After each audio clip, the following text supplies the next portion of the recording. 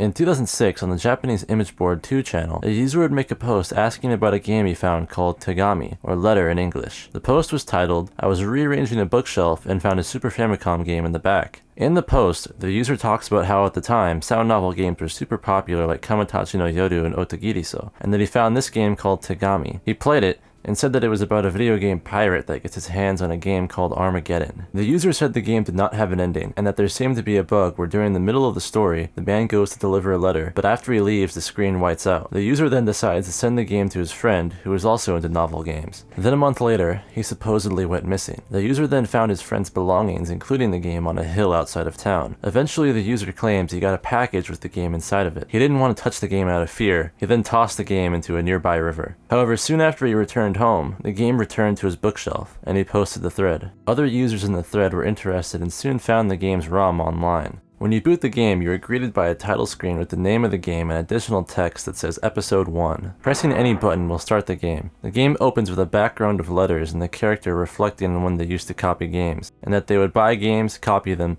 then resell them to his secondhand store. He says that on that day, he did this routine with a game called Armageddon. He has played all of this company's games, but he suspects that they might be going out of business soon due to not having a hit game in a while. He begins to copy the game, and while he waits for the process to finish, he reads through the manual. On the last page, he finds a note that reads, "You shouldn't copy this game." He copies the game and sells it back to the store. He then begins to play Armageddon that night and becomes obsessed with it. He bought the game for 9,800 yen and sold it for 5,000 yen. If he copies the software for 5 people each for 1,000 yen, he will have made money. Then, the power goes out, and he notices that it began to storm outside while he was playing the game. He realizes he did not save his game for a few hours, and uses his Zippo lighter for a light source. When he flashes his light, a strange blue face appears in the TV. He checks again and nothing is there. Without an explanation, he assumes it's his imagination. He then tries to get up but can't physically move. The man then appears again, and in the surprise of the moment, he drops his lighter inside the floppy disk case, causing a fire and destroying all of his floppies. The fire then spreads to the computer, and the game's disk begins to melt as well. The entity inside the television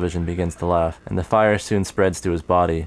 As soon as things start to look bleak, the power comes back on and the flames disappear as if they were never there. The game has disappeared. He heard a rumor that one of the developers of the game died due to overworking. The face on the monitor must have been that developer.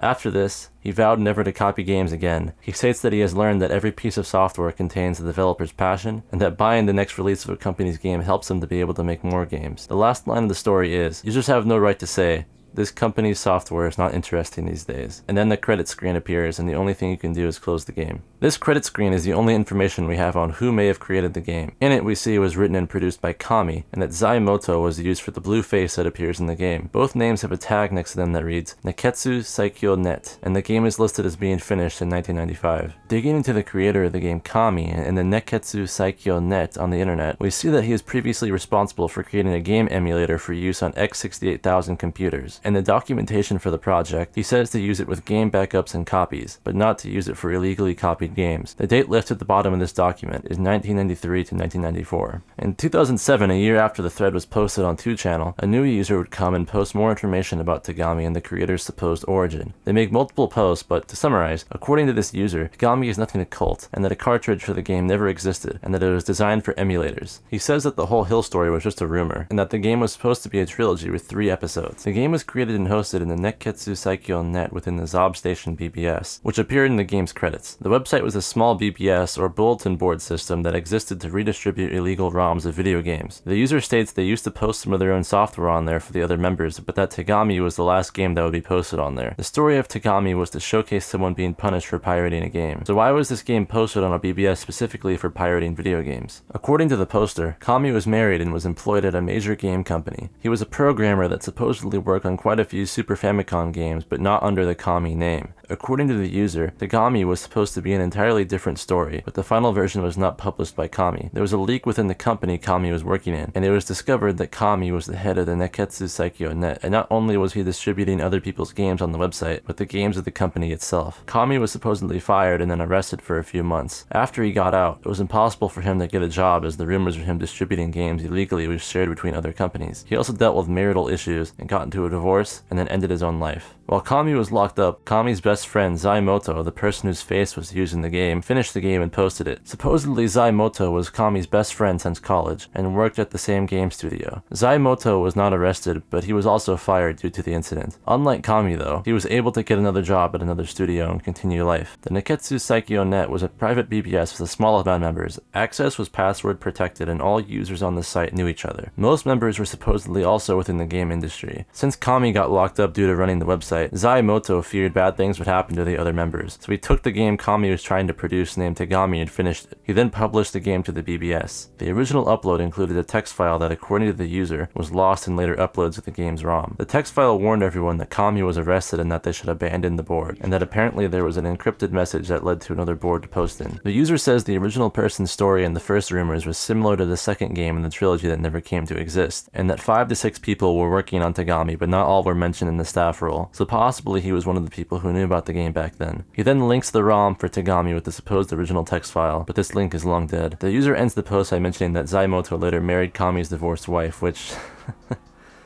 Huh? Who knows, this story is probably bullshit anyways.